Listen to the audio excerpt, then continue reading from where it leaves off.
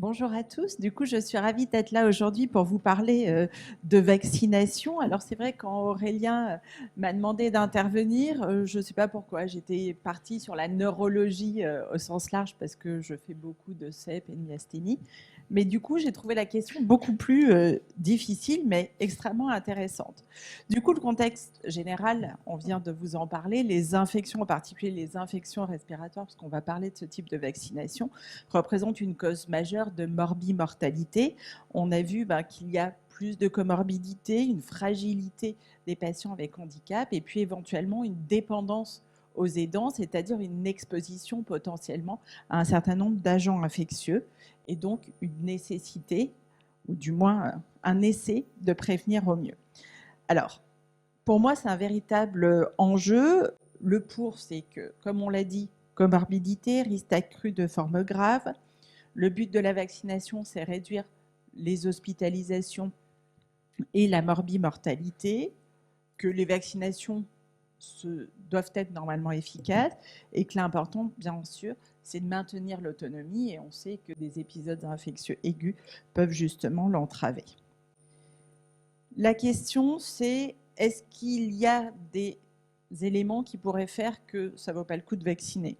Moins bonne réponse au vaccin. Non, sauf si le handicap est lié par exemple à une maladie inflammatoire sous immunosuppresseur. La tolérance, non. La vraie question, c'est plutôt l'acceptabilité et surtout l'accessibilité. Et du coup, est-ce qu'il y a un calendrier vaccinal pour les patients avec handicap? Non, mais en fin de compte, il n'y a pas de calendrier pour tous les problèmes et ça, c'est dommage. Alors, juste un petit point, j'ai pris l'exemple parce qu'on n'a pas forcément des données dans toutes les tranches d'âge. En France, on n'est pas bon sur la vaccination. On est toujours le vilain petit canard dans le monde entier. Pour vous donner un exemple, là, c'est des patients de 65 ans. Vous voyez la couverture vaccinale, grippe, DTP, pneumocoque. 15% le pneumocoque. Alors qu'on a vu que les problèmes respiratoires étaient vraiment un point important.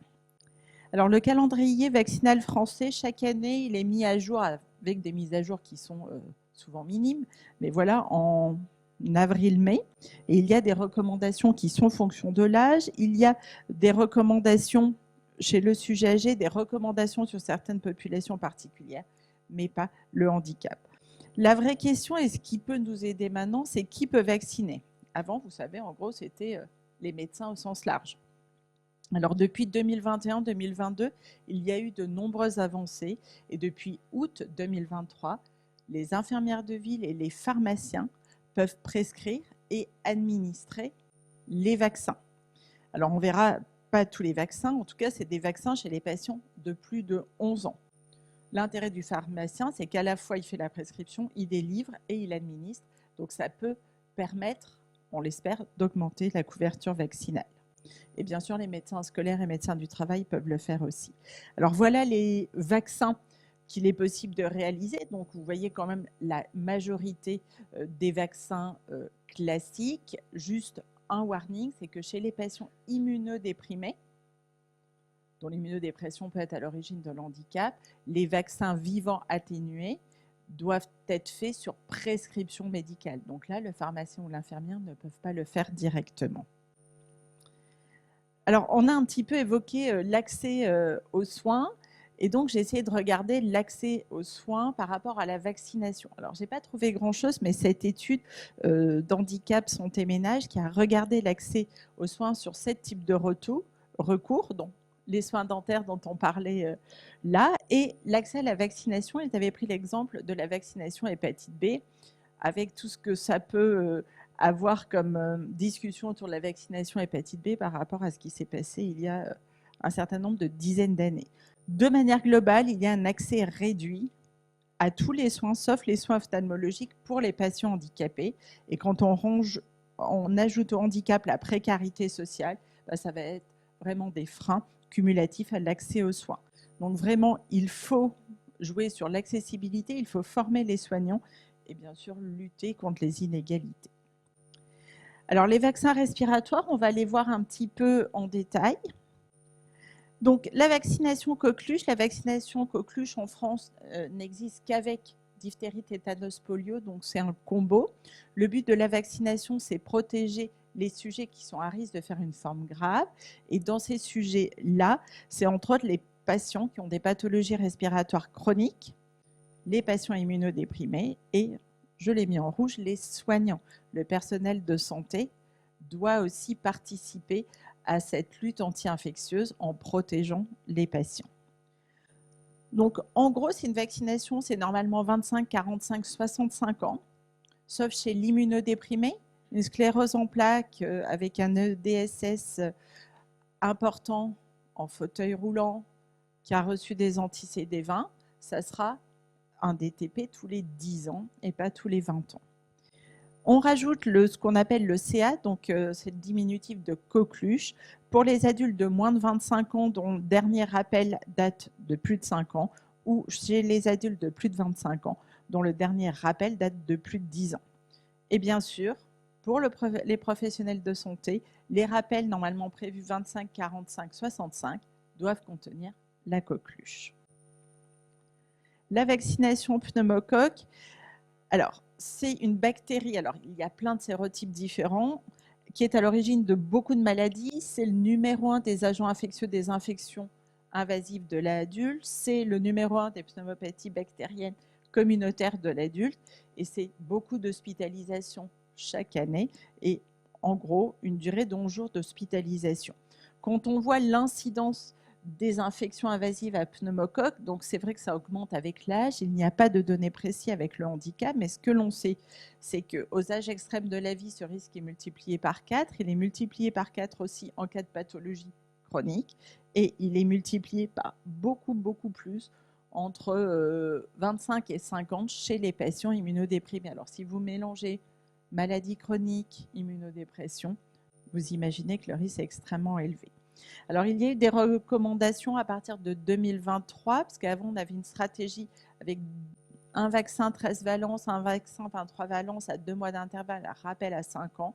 L'intérêt, depuis 2023, il y a un vaccin 20 valences qui est le Prévenard 20, qui nécessite une seule injection, car c'est un vaccin plus immunogène, avec une immunité qui est durable. Donc, il permet une seule injection sans rattrapage. Il y a une extension de cette vaccination aux plus de 65 ans. C'est normalement 18 ans et facteur de risque de pneumocoque, et sujet de plus de 65 ans, parce qu'on a vu qu'avec l'âge, ce risque augmente. Il y a maintenant un vaccin 21 valences qui a été accepté cet été. On devrait avoir le prix et donc plus d'informations, on va dire, en début d'année. L'intérêt du 21 valences par rapport aux 20 valences, il y en a 10 qui sont communes, mais sinon, par rapport aux autres, il permet en gros une meilleure prévention. On va dire que le 20 valences évite 6 infections pneumococciques invasives sur 10. Là, on est plutôt à 9 sur 10 chez l'adulte. Donc, le schéma, avant, on faisait les deux. Maintenant, on fait juste un. Ceux qui avaient eu le 13 ou le 23, parce que malheureusement, c'est une vaccination qui n'était pas toujours bien faite, on attend 1 an et on fait juste un 20 valences. Et ceux qui ont eu un schéma complet, le rappel qu'ils devaient avoir à 5 ans, c'est avec du 20 valences. La vaccination VRS, alors ça, c'est un sujet pas simple. On sait que le VRS qui touche plutôt les sujets âgés, responsables d'hospitalisation et de décès, il y a une étude en France qui montre qu'en gros, le risque augmente avec l'âge. Il augmente d'autant plus que vous avez des comorbidités et il a quand même un lourd impact avec 7% de décès. Alors, il existe plusieurs vaccins qui sont disponibles avec des indications qui sont plus de 65 ans avec comorbidité cardiaque ou pulmonaire, donc on revient toujours aux poumons, ou plus de 75 ans. Ces vaccins sont disponibles, mais malheureusement, ils ne sont pas remboursés et le coût est d'environ 200 €, donc compliqué. Idéalement, le VRS ne nécessite pas de rappel, mais à l'heure actuelle, c'est un vaccin qui est peu suivi. Alors, j'ai fait quand même une petite transgression avec le zona, parce que le zona, c'est le virus de la varicelle. La varicelle, c'est une maladie où on se contamine par voie respiratoire, donc il y a quand même un petit lien. Puis surtout, il y a des nouveautés. Il y a maintenant un nouveau vaccin dont on va reparler. Le Zona, c'est surtout après 50 ans, c'est responsable de douleurs post-zostériennes et d'un certain nombre de complications et même de décès chez les plus âgés et chez les immunodéprimés. Il y a un nouveau vaccin qui est un vaccin non vivant, contrairement à celui d'avant, qui a montré un intérêt double, un effet sur la cognition, des grosses études en Écosse, aux États-Unis, qui montrent en gros que le fait d'être vacciné contre le Zona réduit de 20% le risque de faire une maladie d'Alzheimer.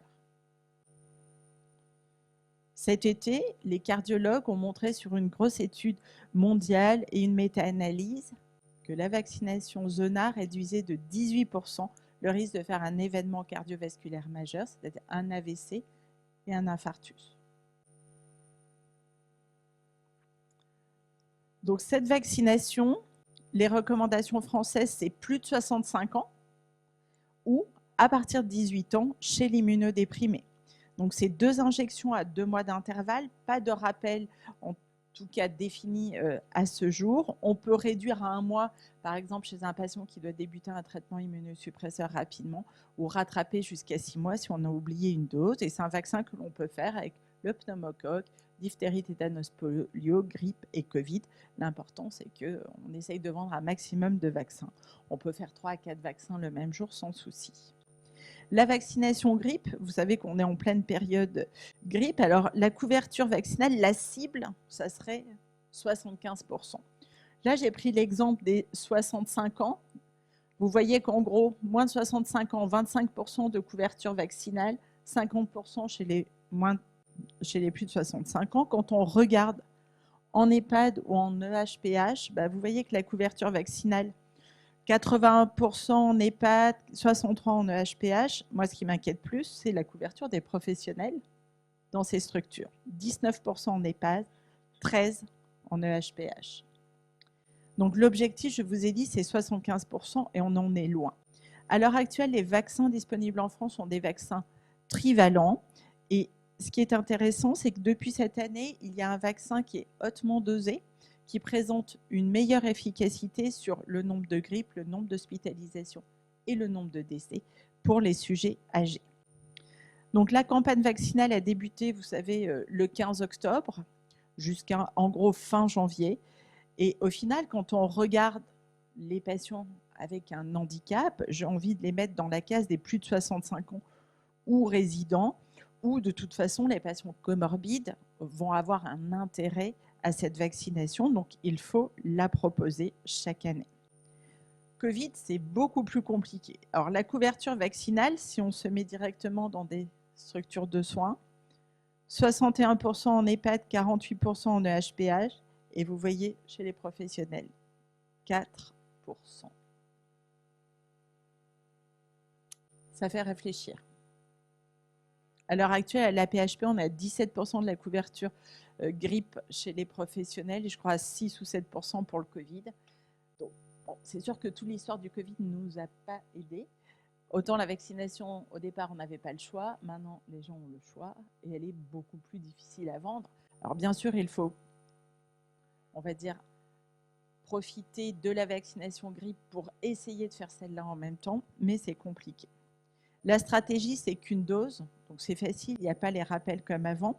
Et donc, si on prend les patients résidant dans des structures de soins ou comorbides, idéalement, c'est automne et printemps, dans un monde idéal.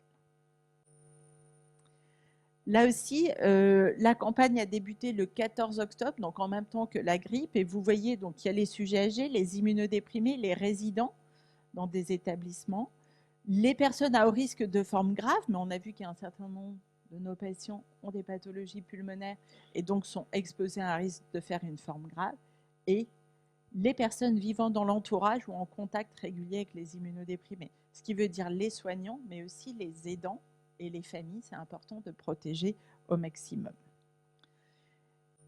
Le CRATB, qui est le Centre régional d'antibiothérapie d'Île-de-France, a fait une fiche pour les résidents, donc au sens large dans certaines structures, et c'est plutôt pas mal fait sur les vaccins vraiment à prendre en compte, le pneumocoque, diphtérie, tétanos, poliocoqueluche dont on a parlé, la grippe, le Covid, le zona et le VRS.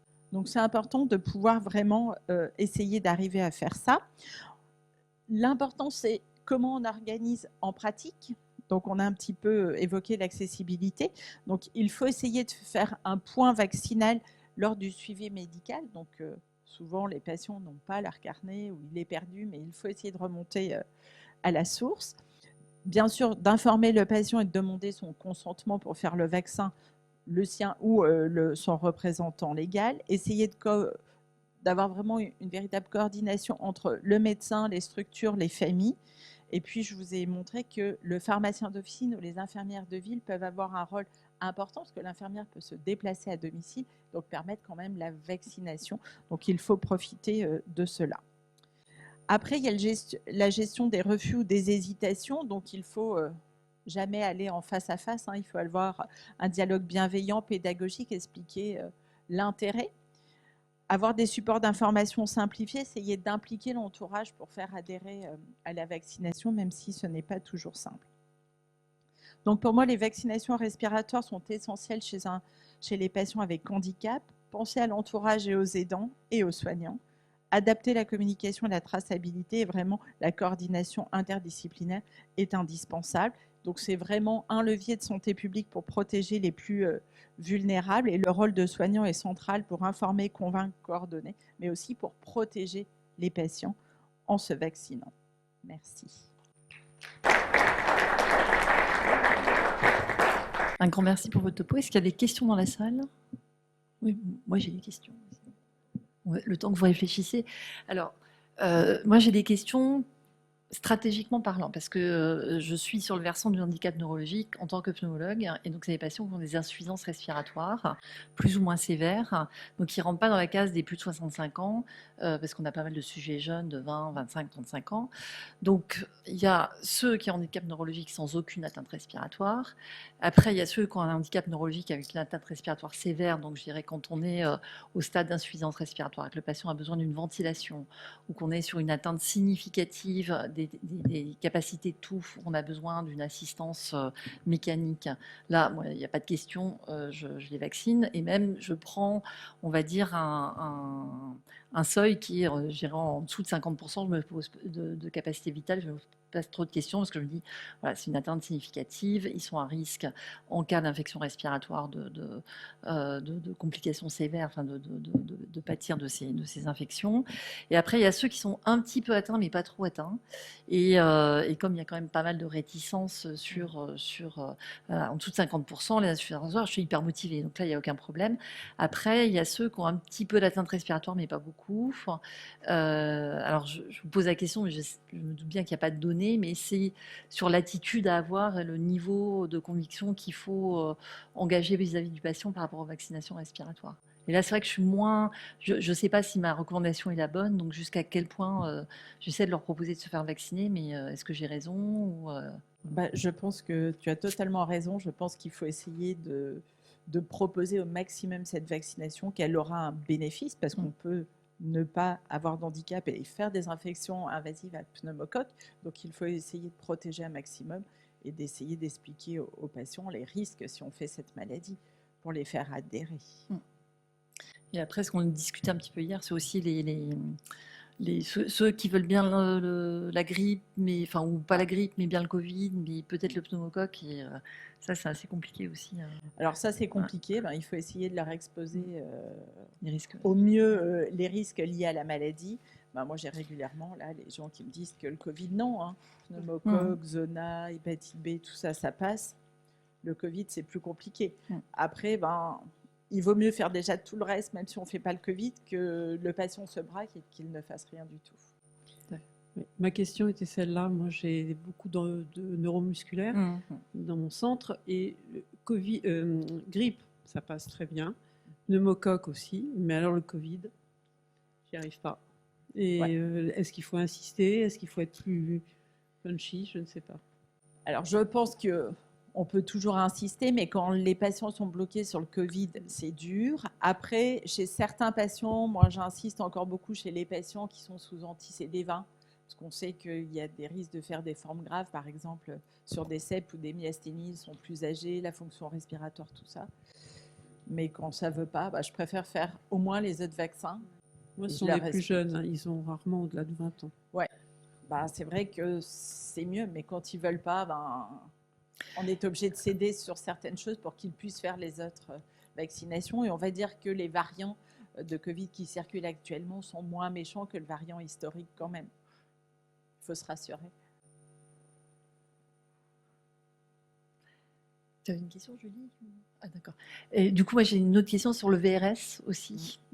Parce que le problème, enfin, à la limite, ça va être le remboursement, mais moi, c'est vrai que j'ai commencé à l'intégrer dans les recommandations. Mais c'est vrai que la vaccination, en tout cas, plus de 65 ans, pathologie respiratoire, c'est indéniable. Mais voilà, c'est 200 €. Alors peut-être que certaines mutuelles peuvent éventuellement, si on fait un courrier, accepter, mais malheureusement, pour l'instant, il n'y a pas de remboursement par la sécurité sociale. En fait, c'est toutes les inégalités du coût du remboursement de ce qui nous semble utile qui peut être un frein de plus par rapport aux craintes de la vaccination. Peut-être qu'il faudrait plutôt qu'on se batte auprès des tutelles et de l'assurance maladie pour le remboursement de ces produits, parce que ça va être un frein majeur. C'est une inégalité supplémentaire.